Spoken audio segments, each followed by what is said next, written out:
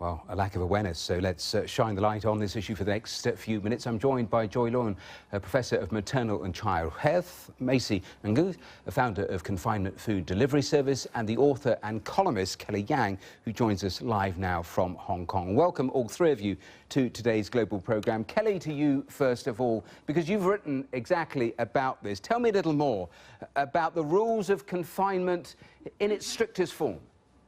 Right. Okay. So confinement is a Chinese custom that dates back, 2,000 years to the Han Dynasty, actually, in which women who've just given birth, who've just had a baby, aren't supposed to leave their houses. They're not supposed to leave their apartments for a month. And in that month, they're not allowed to shower. They can't wash their hair. They're not even supposed to brush their teeth. They definitely can't have visitors other than, family.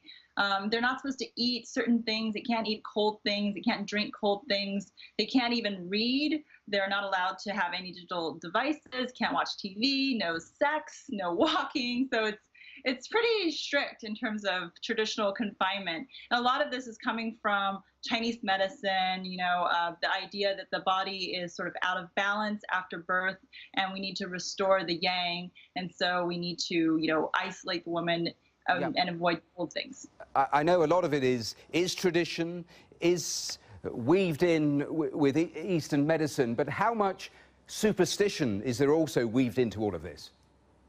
I think a lot. I mean, there are a lot of people who say, if you don't do this, you're going to get arthritis, you're going to have joint pain later on, back pain, or they'll say, oh, well, because now you're suffering a little bit and you've got, you're older and you have some back pain, that's because you ate that ice cream when you were supposed to be on confinement. So there's quite a lot, I think, of superstition that's going on. It was an extraordinary list you just read out. Let me bring in Joy, because Joy, in China it is 30 days, as we were hearing there. In parts of India, as I said in the introduction, 60. You've done a lot of work in Africa, in parts of Africa that follow this. What do they do there? Well, it varies, but I was born in East Africa and I've worked in West Africa. And for example, in Ghana, a baby is just given a name by the day of the week that they're born, and they don't get a proper name until they're 40 days old. So it applies not just to the woman, but also to the expectations for the baby. That's very interesting. So tell me a little more about the thinking behind that then. Well, what we know is of the 2.6 million babies who die around the world, 1 million die on their birthday.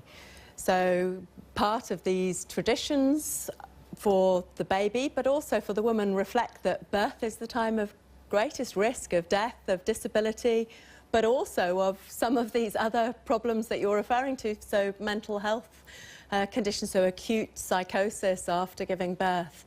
And so I think traditional societies either protect themselves.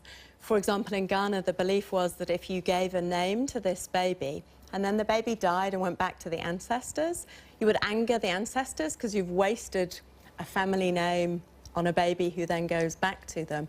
So all this kind of tradition, a lot of it is driven by the reality that a lot of these babies used to die. Macy, I'll come to you in just 1 second. Just intrigued by one question, though, because, I mean, it makes a lot of obvious sense to have family all around in those immediate weeks, wherever you are in the world. But you've also touched on a certain amount of concerning things, health-wise, things like advice to throw away early baby milk. So, so there are risks weaved in there as well in Africa that you've come across. Yeah, I mean, I think there are positive benefits, but also major risks, and some of those, for example, discarding the colostrum, the first milk, so because it looks yellow, maybe people think it will cause the baby to be jaundiced, and so discard it, and yet that milk is the highest amount of antibody concentration. It's like an immunization almost without an injection, so is really critical to give. And similarly, maybe for the woman, the belief that she shouldn't have vegetables, or that she shouldn't eat meat because it has blood and it will make her bleed in some cultures. So in Ghana, for example, I had 2 pregnancies in Ghana. After you deliver, after that 40-day period, whenever you go out for a whole year, you have to wear blue and white like a queen because you have survived that time period. But you are not to go out in that first time period or to take your baby out until you're officially outdoored at a point when it's considered safe. That's really fascinating. Macy, let me bring you in because you're a passionate believer, I know that, Yes, of I do. a traditional period of confinement. Tell me, first of all, why do you believe so passionately in it? Well, I think the mom should have at least the first 28 days to rest and to given the food prepared to them, fresh ingredients and with Chinese confinement ingredients in them to help them to recuperate faster and to gain back the optimum strength after giving birth, because they have lost a lot of blood during that period of time. And not only that, we created these options in Britain just to help families. Well, that's families. what you've done. You've built a business Yes. around that, not just family members coming to help, but you actually delivering meals for this confinement period. Correct. I mean, you brought some of the ingredients in, and the word tradition, when I was reading the details about you, it pops up just about everywhere. You link very much your recipes, what you're doing, to traditional recipes. Tell me a little more about what you've brought in. Well, I brought in 4 ingredients to show everyone today. The first one is ginger and sesame oil, and this is goji berry, and this is black fungus. Ginger and the sesame oil, the Chinese believe that it will provide the heat back to the body because they lost a lot of blood and they are in a cold condition. That's what they believe in.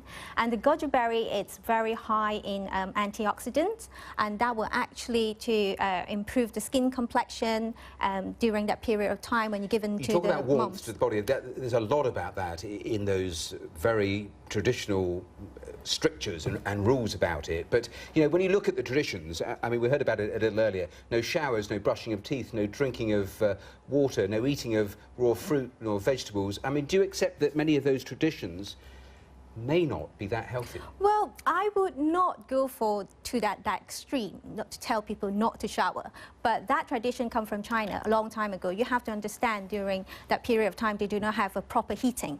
So they would not want the moms to catch a cold if you have a shower or a bath in a cold water or in the winter time. So they want to protect the mom during that period of time. They're still doing it. I mean, there was a case in Shanghai of a woman dying and she was wrapped in a quilt to keep her warm and refused to put the air conditioning on because those were part of the rules and died. And that was only a recent case. Kelly, let me bring you back in because you've had 3 children. I'm intrigued. What were the family pressures on you and did you actually do it?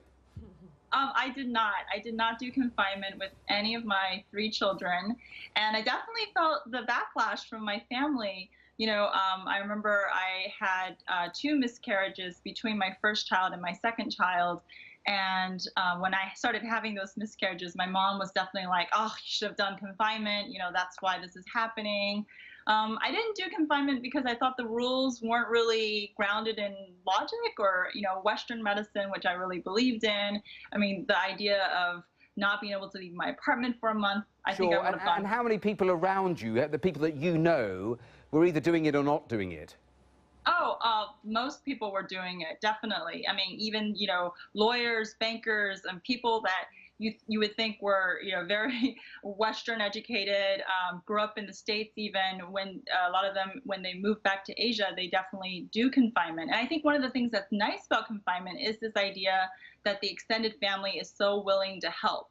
That I think is just the most wonderful thing. Because really, in order for confinement to work, you need to have other people around to take your baby to the doctor, to do all these things. So I think that's been a really great thing. And my mom definitely came over and helped me with my baby, and then both my parents with my older kids, and my younger kids as well. So I think that part is really great. But I think that the difference between, you know, not having to go outside and not being allowed to, that's like a pretty big difference. It is. So, very briefly, you know, because we're running out of time, but Macy, just in terms of some of the strictures, the controls, in terms of this confinement, I mean, you don't have children. No. But if you did, would you do it? Yes, at some point, if I have children, I would definitely do it. I would do it in a traditional confinement way. I would have a confinement lady in my house preparing me, you know, fresh food for 28 days, you know, taking care of me and my husband and my child. And your customers, are they mostly Chinese? But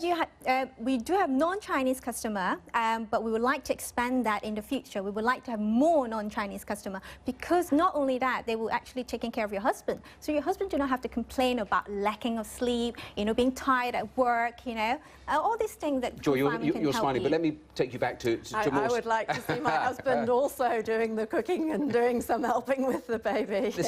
Just a final thought about sort of health facilities. I mean, if you're staying confined, just briefly, are you potentially also missing out on health facilities? How do you access those? Well, yeah, that's a huge problem around the world. So we have about 135 million births in the world. Around 80% happen in hospitals, but most of those go home quickly. And if they're then locked up, they can't go for help for themselves or their baby. That is not ideal. Well, listen, we have run out of time, but thanks all of you for joining us here on the programme and discussing that, well, pretty unusual topic, actually, and enlightening it has been. Thanks very much for your time. We're going to take a short break. I'm back in a bit. Do join me then.